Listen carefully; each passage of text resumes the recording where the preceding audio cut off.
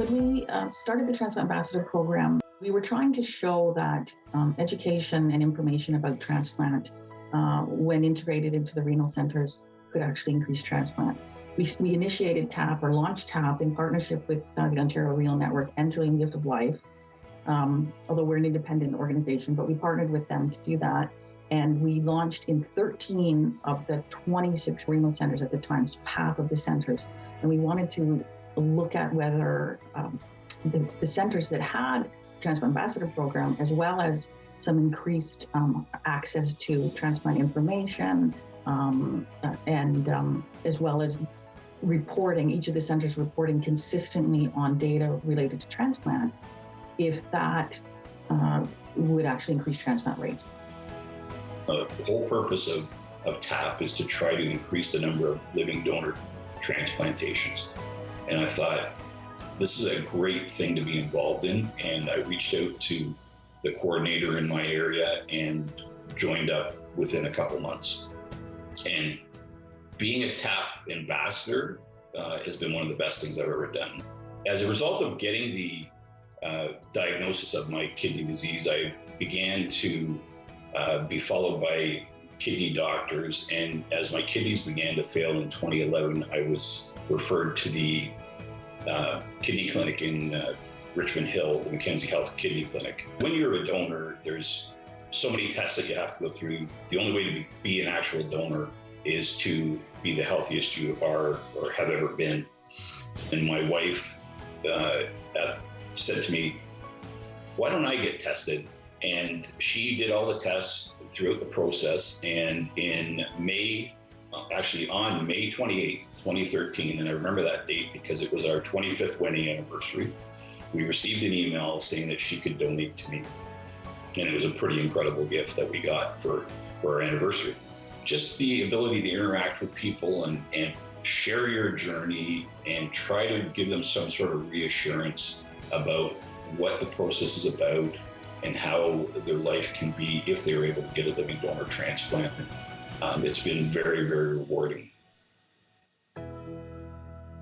It was discovered that something wasn't quite right with my kidney function. So I went for some further testing, and it was determined very quickly that my kidneys were not functioning well, and started on a decade of care. In my case, my sister had been with me right from the beginning of my journey. She had told me, when the time comes, I will be there for you. And she really was. When I made the phone call to her and told her the kidneys were failing and I would need to move on to the next step, she just said, give me the number to the hospital, we'll start it. And on my birthday in 2018, she told me that the doctors had informed her the night before that we were an excellent match. And I feel better than I have in many, many years. And I'm very blessed to be able to have received the kidney from my sister. The TAP program wasn't around at the time that I was having my kidney disease for that decade. So I think I could have benefited from it greatly. Unless somebody's been through the same situation you have and walked in your shoes, there's so many questions that you have and you don't feel they're appropriate to ask a doctor or a nurse. So I think if somebody had had a similar experience to me, it would have been so valuable. And I'm hoping that my story will do that for somebody going forward. When I went through my kidney journey, which took, I was being followed for about 10 years in clinic before I actually, before my kidneys failed and before I went on dialysis and needed a kidney transplant. But at that time, when I was in clinic and when I would go for my regular meetings, you were really in clinic sitting with a large number of people who were really, really sick. And I found it really hard, to kind of have, to really kind of keep positive and optimistic about the fact that, there might be a better outcome for me. And I had no one really to talk to at that point. Because it's a genetic disease, one of my daughters also started to show signs of having kidney disease.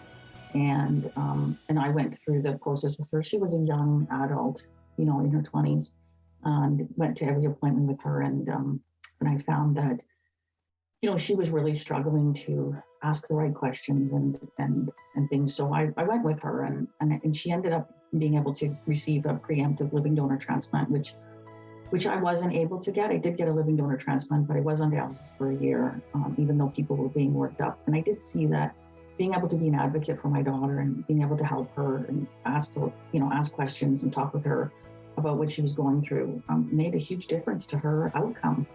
And because of that, I thought, this really people really need this.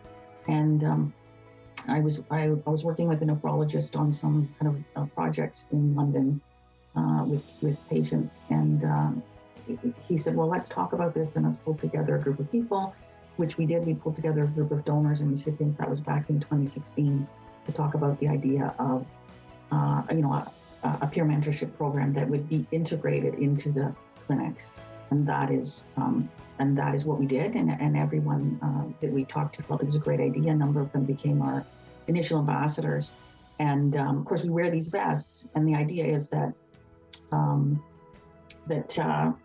we're visible representations of what is possible, being able to see people, both kidney patients and living donor recipients, doing well and thriving is such an important such an important way to give hope, and it's an important way to normalize transplant for people. Well, the fact that I've received a transplant and who I received my transplant from allows me to share my story with people, and you tend to connect with people who, and we've all gotten to the point of requiring a transplant because we've been ill. So you can empathize with people and understand what they're going through at the time, how ill they are, and how hopeful they are to get a transplant. And if we can do something to encourage them to increase the dialogue with family members or friends or coworkers to try to get a living donor transplant for them, that is what we're there to do. I remember feeling a little bit of guilt even asking my sister. I mean, it's a huge ask. But when you speak to her, she said it wasn't even a decision. It was just something she knew she needed to do. And she said she got so much out of it too.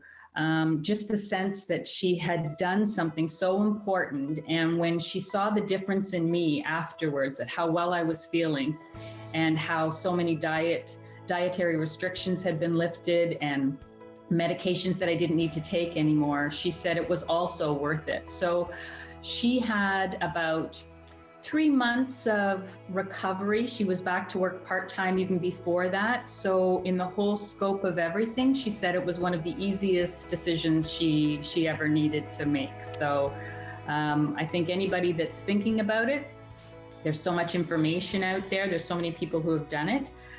Talking to somebody for any concerns that you might have, but it's something definitely to look into.